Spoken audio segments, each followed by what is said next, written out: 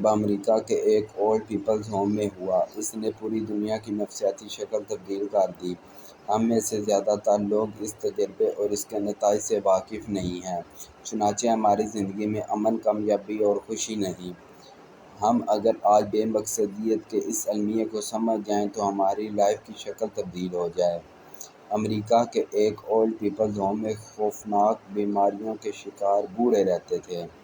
یہ چند مہینوں کے مہمان بوڑھے تھے۔ اس اولڈ پیپلز ہوم میں آنے والے تمام مہمان جانتے تھے یہ اب زیادہ عرصے تک دنیا کی رونقیں نہیں دیکھ سکیں گے۔ اولڈ ہوم کا سٹاف بھی ان مہمانوں کی منزل سے واقف تھا۔ یہ بھی ان مریضوں کی دل و جان سے کیئر کرتا تھا۔ لیکن پھر یونیورسٹی کے ایک پروفیسر نے ان مہمانوں پر ایک نفسیاتی تجربہ کیا۔ اس نے پودوں کے چند گملے لے کر ہوم میں پہنچا۔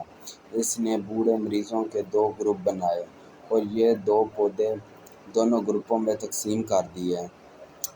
پروفیسر نے گروپ کو بتایا، یہ پودے آپ کی ذمہ داری ہیں۔ ان کو پانی دینا، دھوپ میں رکھنا، ان کو کھاد ڈالنا، ان کی گوڈی کرنا، ان کو سردی اور گرمی سے بچانا، ان کو کیڑوں، مکھیوں اور پرندوں سے محفوظ رکھنا آپ لوگوں کی ڈیوٹی ہے۔ جبکہ دوسرے گروپ سے کہا گیا، ہم نے یہ پودے محض آپ کے کمرے میں رکھ دیے ہیں۔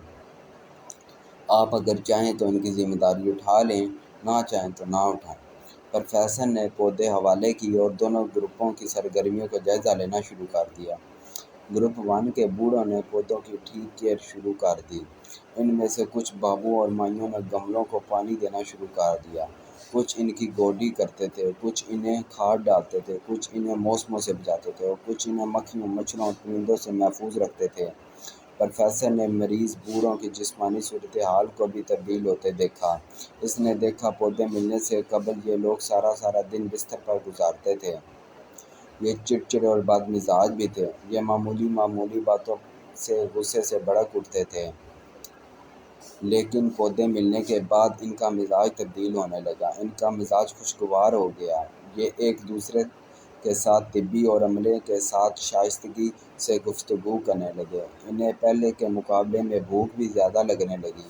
یہ بستر سے اتر کر چہل قدمی بھی کرنے لگے۔ ان کا دواؤں پر انحصار بھی کم ہونے لگا۔ ان کے دردوں میں بھی کمی آ گئی اور یہ جسمانی لحاظ سے فٹ ہو گئے۔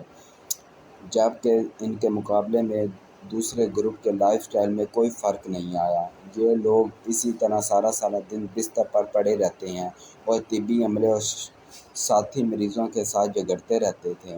یہ سلسلہ 1 سال تک چلتا رہا۔ پروفیسر نے سال کے بعد دونوں گروپوں کی شیٹ بنائی تو وہ یہ دیکھ کر حیران رہ گئے۔ گروپ 1 کے لوگ گروپ 2 کے مریضوں سے جسمانی اور طبی لحاظ سے بھی اچھے تھے اور ان کے مرنے کی شرح بھی کم تھی۔ پروفیسر نے دیکھا گروپ 2 کے 30% مریض گروپ 1 کے مریضوں اور بوڑھوں کے مقابلے میں جلد فوت ہو گئے۔ یہ ایک حیران کن اسٹریٹجی تھی جس کے آخر میں پروفیسر نے نتیجہ نکالا، گروپ 1 کے بوڑھوں کو زندگی کا مقصد مل گیا جبکہ گروپ 2 کے مریضوں کے پاس زندگی کا کوئی مقصد نہیں تھا۔ چنانچہ ان کی طبی و نفسیاتی صورتحال میں کوئی تبدیلی نہیں آئی۔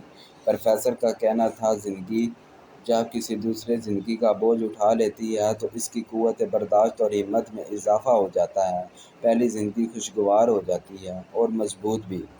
آپ اگر اپنی زندگی کو اس اسٹریٹجی میں رکھ کر دیکھیں تو آپ اپنی تمام کوتاہیوں، خامیوں اور خرابیوں اور ڈپریشن کا جواب مل جائے گا۔ ہماری زندگی میں جب کوئی مقصد، کوئی گول آ جاتا ہے تو ہماری قوت مدافعت میں اضافہ ہو جاتا ہے، ہمارے جسم میں طاقت آ جاتی ہے اور ہمارا مزاج بھی خوشگوار ہو جاتا ہے۔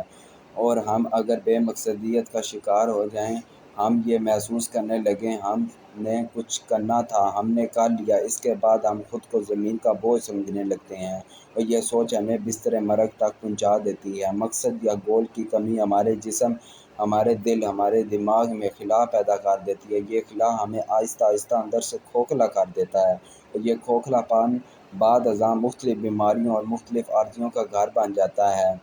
آپ نے اکثر سرکاری ملازموں، فوجیوں، جنرلوں اور پولیس کے اعلیٰ عہدیداروں کو ریٹائرمنٹ کے بعد تیزی سے بوڑھے ہوتے ہوئے دیکھا ہوگا۔ یہ لوگ سروس کے آخری دن تک حشاش باش اور سمارٹ ہوتے ہیں، یہ کہکے بھی لگاتے ہیں اور یہ روز جاگنگ بھی کرتے تھے۔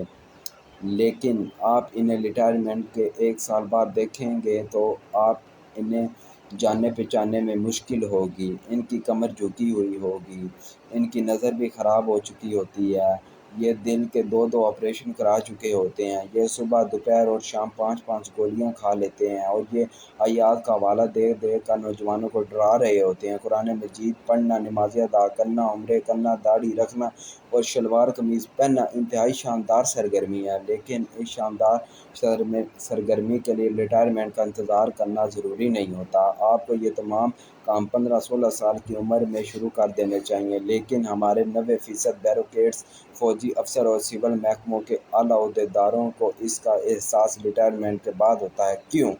اس کی وجہ فراریت ہے۔ یہ لوگ ریٹائرمنٹ تک ایکٹیو ہوتے ہیں، لیکن ریٹائرمنٹ کے بعد انہیں اپنا آپ فضول اور بے مقصد محسوس ہونے لگتا ہے، چنانچہ یہ موت سے بچنے کے لیے اسپتالوں اور مسجدوں کے چکر لگانا شروع کر دیتے ہیں۔ یہ لوگ ڈاکٹروں اور مولویوں کے قابو میں آ جاتے ہیں۔ عمر کے اس حصے میں اگر انہیں جدید عالم دین مل جائے تو ان کی آخرت سنور جاتی ہے، اور اگر یہ اس عمر میں کسی نیم پختہ عالم کے قابو میں آ جائیں تو انہیں وظائف اور عبادات میں بھی سکون نہیں ملتا۔